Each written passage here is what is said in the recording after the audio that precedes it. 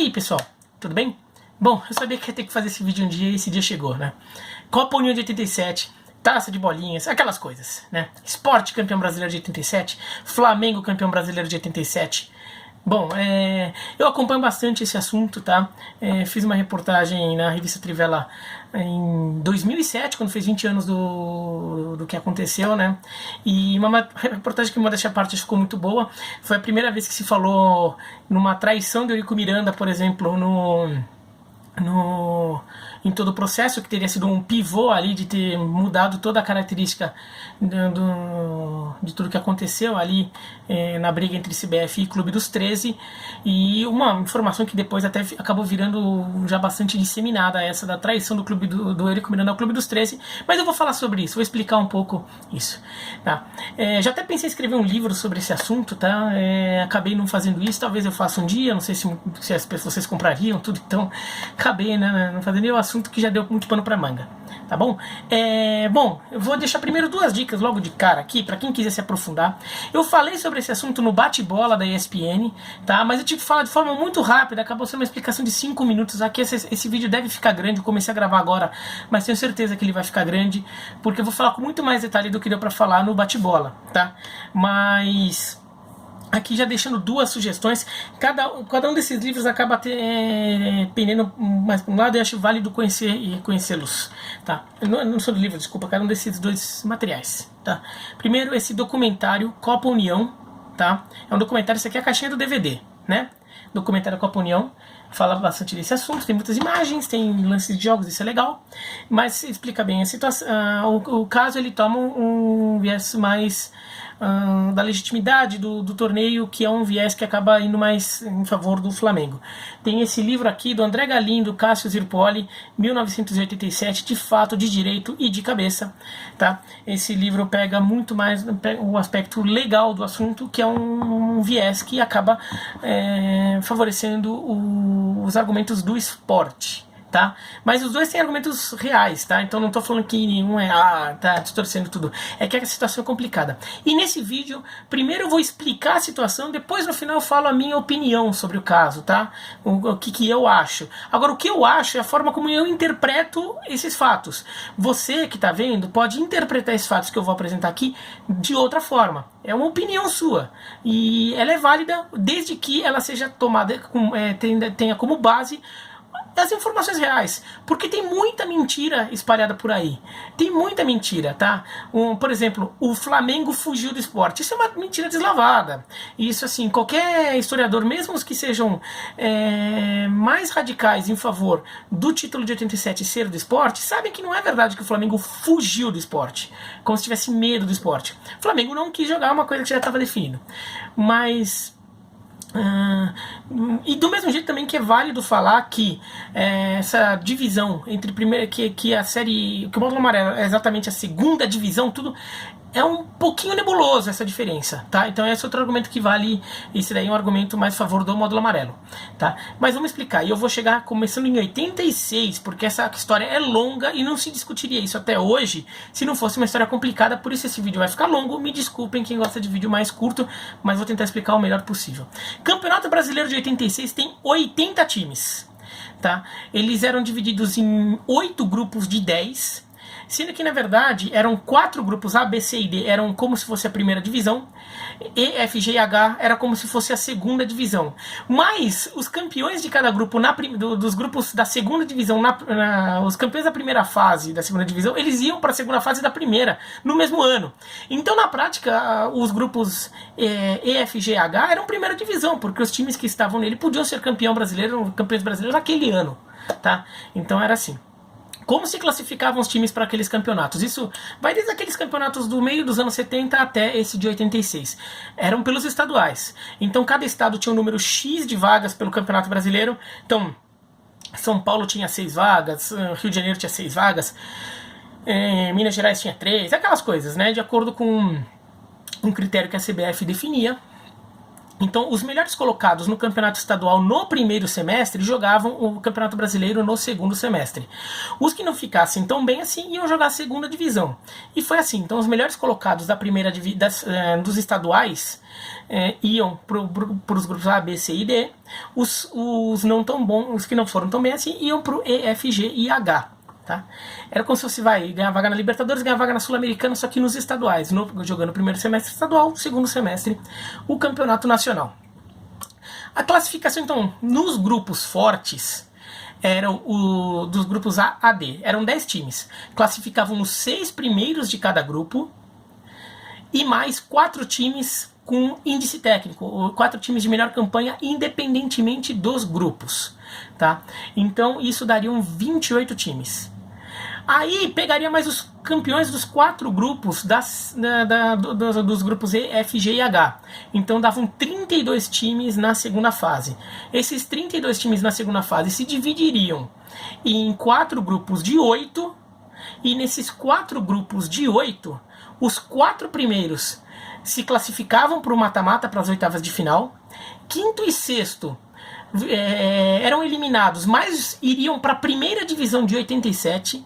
O sétimo e oitavo da segunda fase eram rebaixados junto com os times que caíram fora na primeira fase de 86, tá? Porque a CBF havia decidido que em 87 o Campeonato Brasileiro passaria gradualmente a ter um modelo mais enxuto. Então pararia com esses campeonatos de 80, 90 times e teria um campeonato de 24 times, tá? Os 6 primeiros colocados de cada grupo da segunda fase do campeonato de 86, tá?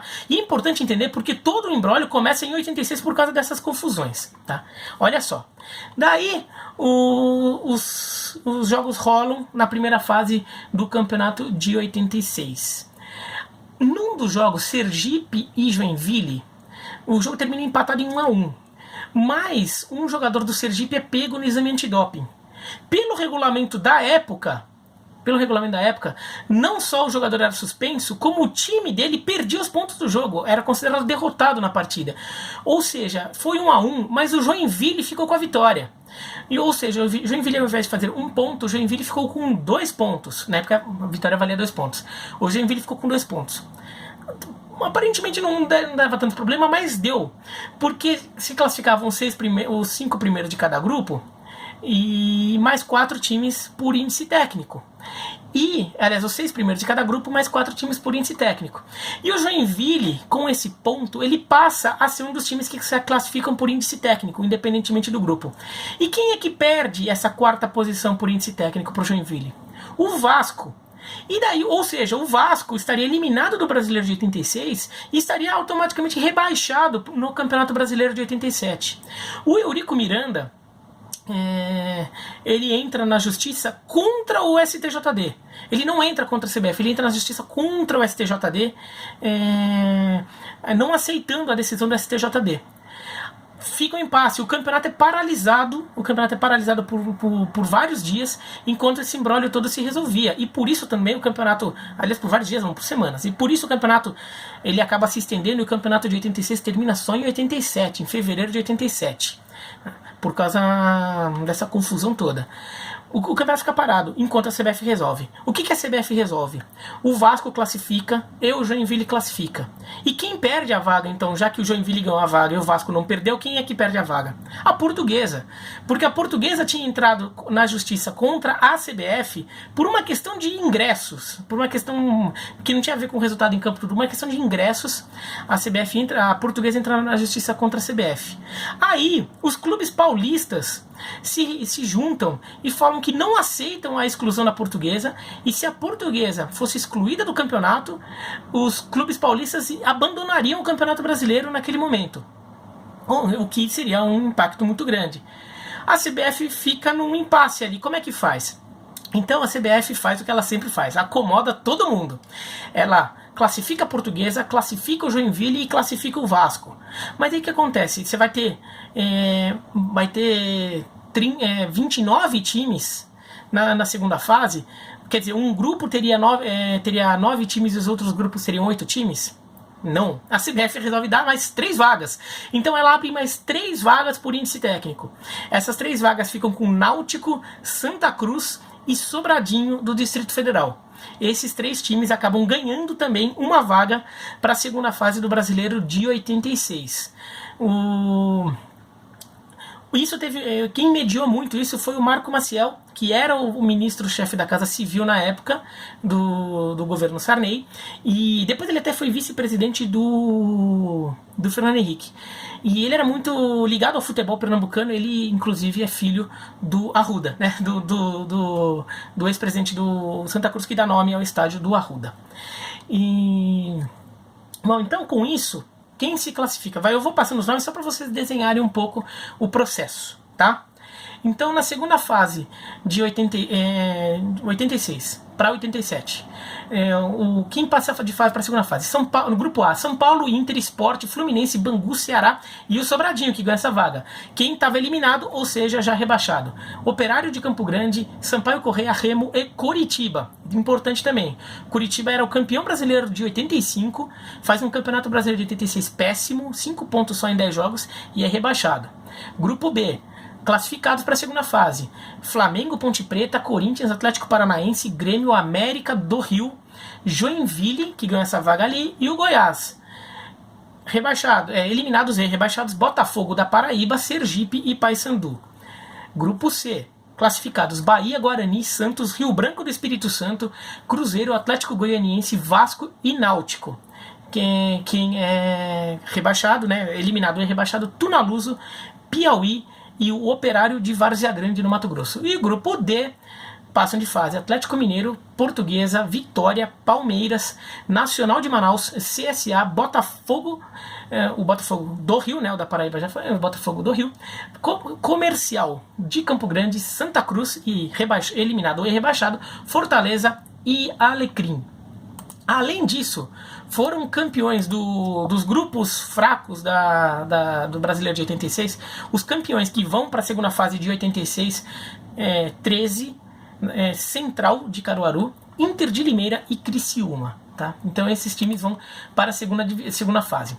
A segunda fase previa que, pelo regulamento original, os 6 primeiros de cada grupo formariam a primeira divisão de 87. Né, os 2 últimos eram rebaixados e os 6 primeiros formariam os 24 da primeira divisão de 87. Como ganhou um time a mais, a CBF, ao invés de rebaixar os 3 últimos de cada grupo e manter 24 para o ano seguinte, a CBF muda e continua rebaixando os 2 últimos de cada grupo, ou seja, para 87 vão os 7 primeiros de cada grupo. Ou seja, já muda o regulamento de 87 de 24 para 28 times. Tá? O que acontece? Grupo I, na segunda fase, se classificaram para as oitavas de final Palmeiras, São Paulo, Joinville e América do Rio. Foram eliminados, mas mantiveram lugar na primeira divisão para 87 Santos, Bangu e 13. Foram rebaixados Botafogo, o do Rio, e Ponte Preta. Grupo J, classificaram Guarani, Fluminense, Flamengo e Grêmio. Ficaram no limbo, né, eliminados, mas na primeira divisão do ano seguinte. Goiás, Santa Cruz e Atlético Goianiense. Foram rebaixados Vitória e Central de Caruaru. O Vitória é o Vitória da Bahia, tá? Não tinha outro Vitória nesse campeonato. Era comum ter, né, o Vitória do Espírito Santo às vezes jogava tudo, mas não era o caso. Grupo K, classificaram Cruzeiro, Portuguesa, Bahia e Inter de Limeira. Inter de Limeira, que era campeão paulista, né? Tinha sido campeão paulista de 86. No limbo, ou seja, eliminados mais na primeira divisão de 87. Atlético Paranaense, Náutico e CSA. Rebaixados o Sport e o Comercial de Campo Grande. No grupo L, passaram de fase Atlético Mineiro, Corinthians, Vasco e Criciúma, que também vinha, né, o Criciúma do grupo dos fracos. No limbo, Inter, Ceará e Rio Branco do Espírito Santo, rebaixados Nacional de Manaus e Sobradinho. Tá? Então a gente aí já tem os 28 times que jogariam a primeira divisão de 87. Tá? Bom, em 86 o campeonato rola, tudo. O São Paulo é campeão em cima do Guarani. Né, o Guarani chega até a final, perde para o São Paulo nos pênaltis depois de 2 empates. Nas semifinais tinham caído o Atlético Mineiro, que fica com o 3º lugar, e o América do Rio, aqui, que tinha sido semifinalista, eliminando Portuguesa e Corinthians durante o mata-mata. O América fica em 4º. O resto da classificação dos 16 primeiros. Aí daí, Bahia, Fluminense, Corinthians, Cruzeiro, Criciúma, Palmeiras, Portuguesa em 11º, Inter de Limeira, Flamengo, Joinville, Vasco e Grêmio. Tá? Então, vamos para 87. Em 87, havia já uma confusão política grande, porque o Botafogo não aceita o seu rebaixamento. Porque ele passa.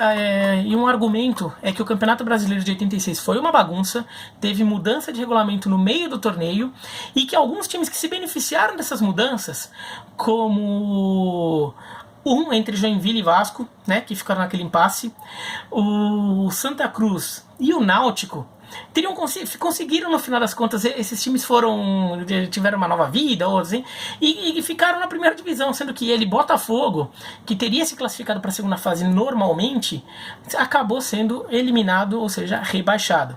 Então o Botafogo não aceita. O Coritiba também aproveita e reclama do rebaixamento. O Coritiba, que era o campeão de 85, mas tinha ido muito mal em 86, também reclama. E a CBF começa a ficar com esse pepino na mão dos times. Aí tem aquele vai e vem, o clube diz que aceita o rebaixamento, depois diz que não aceita mais, e fica com esse impasse na justiça. Enquanto tudo isso está rolando, a CBF, que na época era uma entidade muito mais fraca do que ela é hoje, com muito menos poder do que ela tem hoje, porque ela não tinha tanto dinheiro assim. Isso é um legado do Ricardo Teixeira, que transformou a CBF numa organização muito rica. Os clubes grandes começam a ficar incomodados com isso, sobretudo o Flamengo e o São Paulo. O Flamengo era presidido pelo Márcio Braga e o São Paulo pelo Carlos Miguel Aidar. Os dois começam a se reunir bastante e começar a articular uma revolução ali na CBF, tá? No balanço de poder dos clubes brasileiros. Até do futebol brasileiro, desculpa. Até por entender que os clubes tinham muito mais poder do que eles deveriam ter, aliás, muito mais poder do que eles tinham na prática.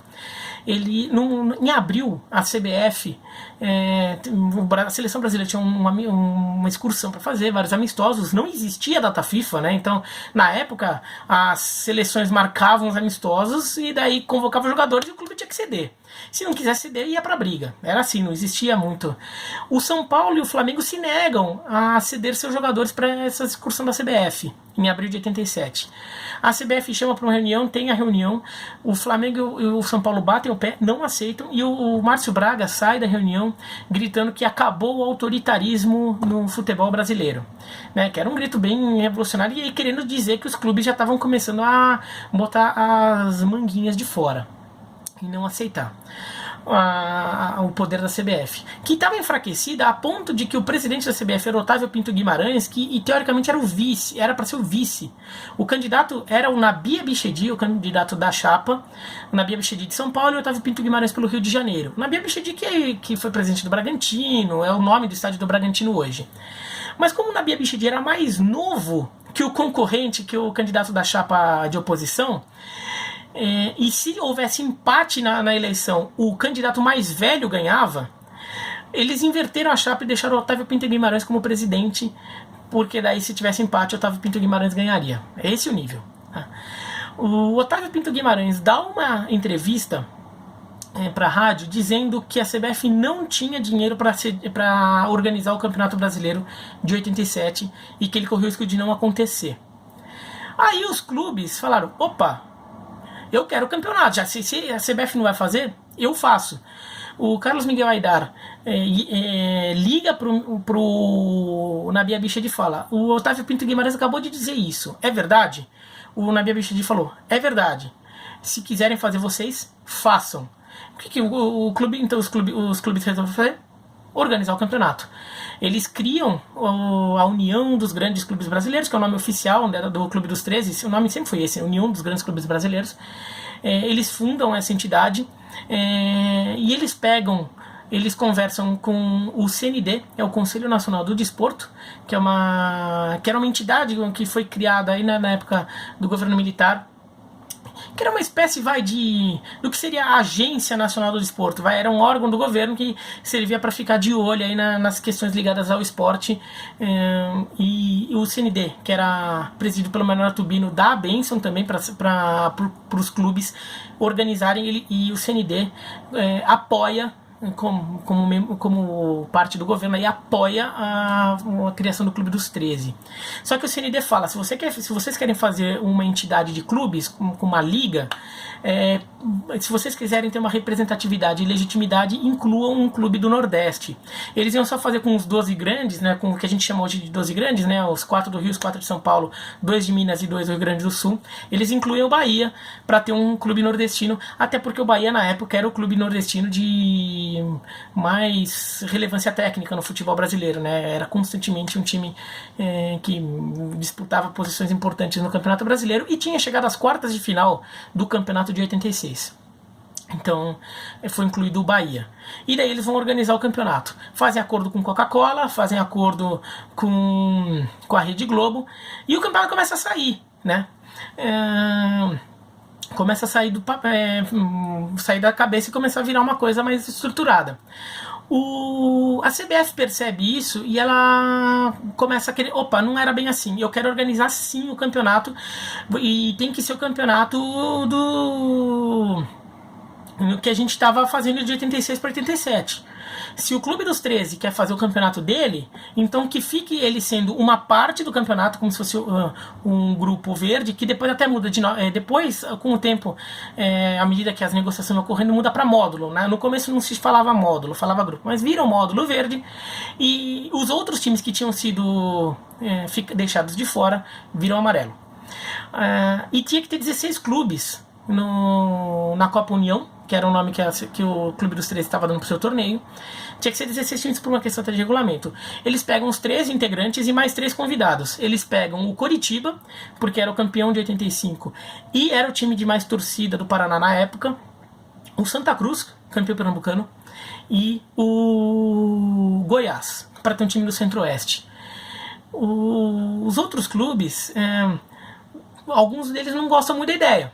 O América do Rio, a Portuguesa e o Guarani não aceitam isso. O Guarani era o vice-campeão brasileiro e achava, com razão, que tinha direito técnico de estar no campeonato. O América do Rio tinha sido semifinalista do Brasileiro de 86 e também acha que tinha esse direito. E a Portuguesa tinha caído nas oitavas de final de 86, também não aceitou a ideia. O América e a Portuguesa inclusive chegam a boicotar o módulo amarelo e não disputam o módulo amarelo. A Portuguesa depois volta atrás no meio do campeonato, ela refaz os jogos que ela tinha deixado de jogar e tudo. A Portuguesa faz uma campanha no final dos contos normal. A América não joga o módulo amarelo por não aceitar até hoje. E daí ficou assim configurado o Campeonato Brasileiro de 87. No módulo verde ficam Corinthians, Palmeiras, São Paulo e Santos, Vasco, Botafogo, Fluminense e Flamengo, Inter e Grêmio, Cruzeiro e Atlético, Curitiba, Goiás, Bahia e Santa Cruz. Para o módulo amarelo fica o resto, né? O resto são os times que tinham ido bem no Campeonato Brasileiro de 86, mas que não estavam, os melhores colocados do Campeonato Brasileiro de 86 que não estavam nessa divisão da Copa União de 87. Estou até pegando a lista aqui direitinho. Aqui ficaram Atlético Paranaense, Guarani, Criciúma, Portuguesa, Atlético Goianiense, Inter de Limeira, Rio Branco do Espírito Santo, Joinville, Sport, Vitória, Bangu, Náutico, 13, Ceará, CSA e América do Rio. Mas o América do Rio ele não disputa na prática, né? Ele faz 0 ponto, perde todos os jogos por WO, tá? Mas ele teoricamente ficou aqui no módulo amarelo. Aí a CBF chega e fala, então esse é o regulamento, é assim que vai ter que jogar o campeonato. Dias antes de começar o módulo verde, o primeiro jogo do módulo verde foi um Palmeiras e Cruzeiro numa sexta-feira à noite no Pacaembu. Dias antes de começar, tem que ter a ratificação do regulamento. O Clube dos 13 já tinha fechado a questão que não aceitaria a proposta de cruzamento. A CBF propôs então que tinham esses 2 módulos, campeão e vice de cada módulo iriam para um quadrangular final. O Clube dos 13 já fechou a questão que não iria aceitar isso, eles iriam só para essa reunião porque a CBF tinha que ratificar, senão eles teriam que virar uma liga pirata, uma liga independente e teriam que brigar na justiça aí para reconhecer esse campeonato. E eles mandam para essa reunião o Eurico Miranda, que era vice do Clube dos 13 e ele tinha muito bom trânsito na CBF, ele tinha muita força política na CBF e talvez pudesse dizer não na cara da CBF. No final das contas, o Eurico Miranda assina o regulamento. O Eurico Miranda, ele talvez argumentando que fosse ser mais fácil ter a aprovação da CBF assinando, muito provavelmente querendo ganhar força política na CBF, ele ganha, tanto que em 88 ele que indica o Sebastião Lazzaroni como substituto do Carlos Alberto Silva como técnico da seleção brasileira, e ele em 89 que assume como diretor desportivo da CBF quando o Ricardo Teixeira é eleito, uma indicação que ele recebeu do João Avelange. Então o Eurico Miranda ali querendo ganhar um pouco de força ali na CBF, ele aceita a sugestão da CBF e assina em nome do Clube dos 13. O Clube dos 13 em nenhum momento aceitou, os outros 12 clubes não aceitam o que o Eurico Miranda assinou e fecham questão. E durante todo o campeonato dizem que não tem cruzamento, aquele campeonato é o campeonato brasileiro. A CBF queira, a CBF não queira. Tá? E daí fica aí justamente essa questão. De um lado, o argumento legal do ponto de vista jurídico, que o regulamento foi assinado, o regulamento da entidade que organiza o campeonato prevê o cruzamento. Do outro, o Clube dos 13, que havia se organizado com a bênção da CBF e depois estavam tentando aproveitar o sucesso deles e lhe dar uma rasteira. E aí, essa é a origem da briga, e por isso que a assinatura do Eurico Miranda se tornou tão importante, porque é ela que cria esse imbróglio aí dos dois lados. Tá? Bom, os campeonatos acontecem no módulo verde, Copa União, né, o Flamengo ganha do Inter na final. O módulo amarelo, Sport e Guarani vão para a final. O Guarani ganha por 2-0 o jogo de ida no Brinco de Ouro. O Sport ganha por 3-0 na Ilha do Retiro. Vai para a disputa de pênaltis porque não tinha saldo de gols. Fica 11-11 e os times decidem dividir o título do módulo amarelo. Posteriormente, até esse título é concedido ao Sport, tá? Mas no momento esse título foi dividido. Até porque, na verdade, era um título que valia só para ser campeão da chave, porque iriam para o quadrangular final, no olhar dos times do módulo amarelo. O quadrangular fica para 88, né? E que, na verdade, o quadrangular vira um jogo de ida e volta entre Guarani e Sport, porque Inter e Flamengo não aceitam jogar, perdem seus jogos por WO. O Sport é campeão porque empata o jogo de ida no Brinco de Ouro. O Sport ganha por 1-0 o gol do Marco Antônio. No jogo de volta, o Sport é campeão brasileiro. Tá? Esses são os fatos. E daí, para a CBF, o Sport é campeão brasileiro porque é o regulamento que a CBF impôs. Para a CBF para a CBF, o Clube dos 13 assinou esse regulamento. Sport campeão, Guarani vice, os dois representam o Brasil na Libertadores de 88, já que não existia Copa do Brasil. Tá? E por causa disso, na justiça, o Flamengo depois reclama na justiça, mas isso vai indo na justiça até que nos anos 90 esse dado ganho de causa definitiva para o Sport no STF, porque o Clube dos 13 assinou o documento. O Clube dos 13 nunca reconheceu essa assinatura, né? Então o Clube dos 13 considera que o Flamengo é campeão, tá? Então ficou isso. Minha opinião. E depois, na década passada, quando tem aquela unificação dos títulos brasileiros, que a CBF estava querendo puxar saco ali de uns clubes e zoar com outros e blá blá blá. Quando tem aquela confusão toda lá, tem a unificação dos títulos brasileiros, a CBF reconhece Taça Brasil, Robertão, tudo, e ela reconhece o título do Flamengo de 87. Só que daí o Sport reclama, falando: não, você não tem direito de reconhecer, porque já está transitado em julgado que o Flamengo não é o campeão de 87 e daí a CBF tem que aceitar isso e volta atrás, que foi o que aconteceu agora, que ela decreta o Flamengo hepta, depois ela diz que pela justiça não é, mas é uma opinião da entidade, que é uma desculpa meio absurda. Mas aí, então é isso. Peguem essas informações e considerem o que vocês quiserem, o que é legítimo, tá? Minha opinião, tá? Minha opinião. Eu acho que os dois times são campeões. Acho que o título devia ser dividido, vai. Por quê? Um time é o campeão versão CBF e o outro time é o campeão versão Clube dos 13. Vai, como se fossem duas ligas, duas versões diferentes. Como tem tantas vezes na história do futebol brasileiro, na história de vários campeonatos paulista, carioca, mesmo o Campeonato Brasileiro com Taça Brasil, Robertão, acabou tendo vários anos com mais de um campeão. Acho que esse é um caso porque virou um impasse.